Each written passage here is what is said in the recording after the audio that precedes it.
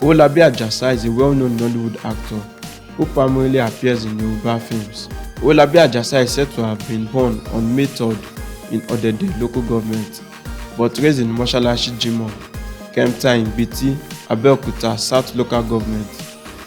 All of Owolabi's schooling was completed in Abeokuta before obtaining his HND in Mass Communication at Moshood Abiola Polytechnic, Abeokuta.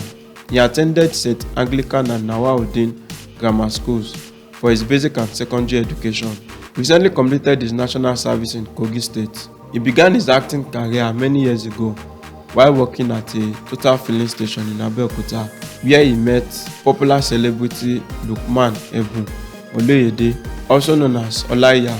The actor rose to prominence after creating the film Adonwo Olopa, and he has since played as a cop in 90% of his films.